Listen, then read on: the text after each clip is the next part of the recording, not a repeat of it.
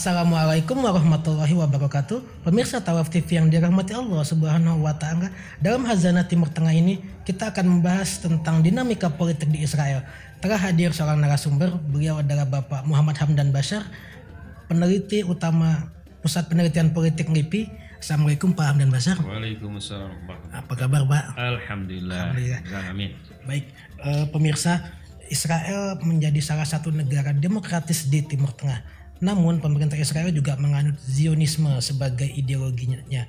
Zionisme menjadi alasan utama Israel untuk menganeksasi sejumlah wilayah di Timur Tengah, khususnya pasca Perang Arab Israel tahun 67. Sebut saja dataran tinggi Golan dan Yerusalem Timur, termasuk Masjidil Aqsa di wilayah Kerajaan Hashimiyah Yordania, serta Semenanjung Sinai di wilayah Republik Arab Mesir. Bagaimana pandangan Bapak terhadap dinamika politik di Israel dan pasca aneksasi terhadap wilayah-wilayah tersebut Pak tahun 67? Baik, terima kasih Mas Ibrahim. Tadi sudah disebutkan bahwa Israel menganut Zionisme ya. Jadi secara formal negara Israel itu penganut negara demokratis, tercantum bahwa mereka adalah menganut freedom, justice, and peace ya. Itu yang mereka cantumkan dalam konstitusi mereka. Di sisi lain mereka menganut Zionisme.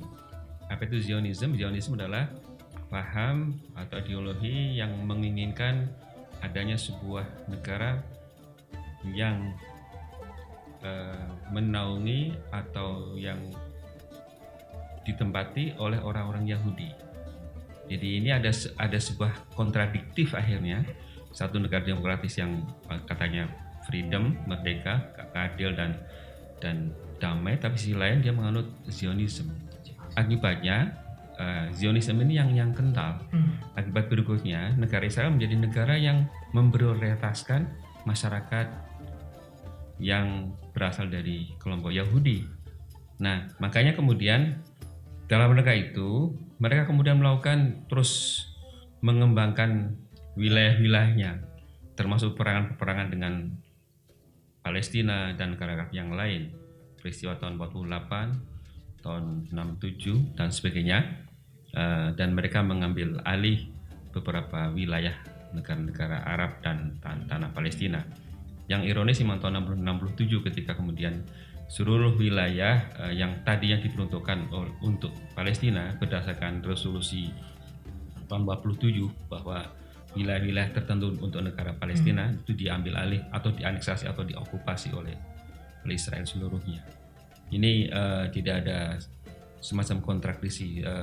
Satu sisi menyatakan dirinya sebagai negara yang demokratis, tapi sisi lain adalah yang mengutamakan orang-orang Yahudi, sehingga yang non Yahudi disingkirkan, dianggap sebagai kelompok goyim. Goyim itu adalah non Yahudi yang kemudian boleh disingkirkan, halal darahnya sebagainya. Seperti itu, Mas Ibrahim. Baik Pak, tapi setelah tahun 67 itu kan kita lihat ada sejumlah perdamaian ditandatangani oleh pemerintah Israel ya Pak ya. Misalnya dengan Mesir mengembalikan dataran tinggi Golan, kemudian juga dengan Yordania itu Semenanjung Sinai dengan Mesir, kemudian dataran tinggi Golan dengan Yordania. Berarti kan bagaimana Bapak melihatnya Kak? Sampai sekarang Yordania dan Mesir itu masih mengakui kedaulatan Israel gitu Pak. Iya, Golan sebenarnya bukan Yordania tapi itu milik Suriah ya.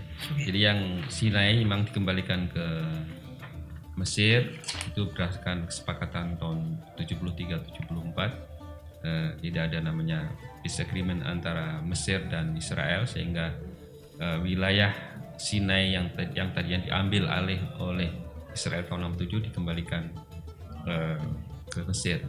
Nah, kesepakatan itu kemudian mereka melakukan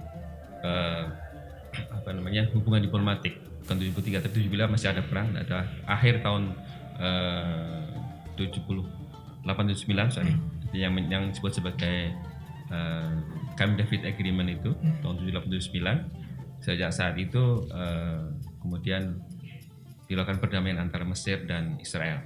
Itu tepatnya adalah tahun 79, Maret tahun 79. Karena tahun 73 masih ada perang. Nah, jadi ini akhirnya Mesir mengakui Israel.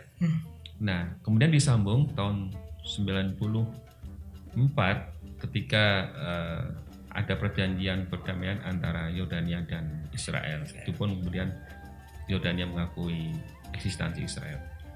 Ini jadi ada beberapa negara yang akhirnya mengakui Israel juga pelan-pelan gitu. Ya, ini tentunya ini berakibat kurang menguntungkan bagi perjuangan Palestina.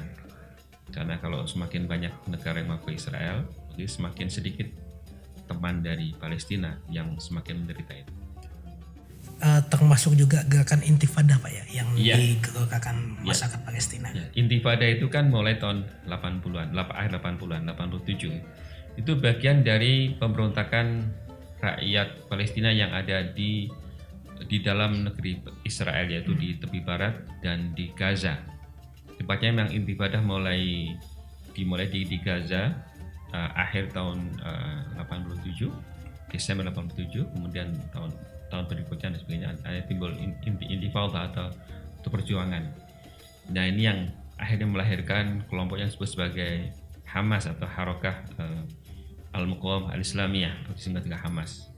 Hamas inilah yang akhirnya memperjuangkan lagi kelompok Palestina dari dalam wilayah yang dikuasai oleh Israel, yaitu di Gaza, terutama di Gaza sampai saat ini.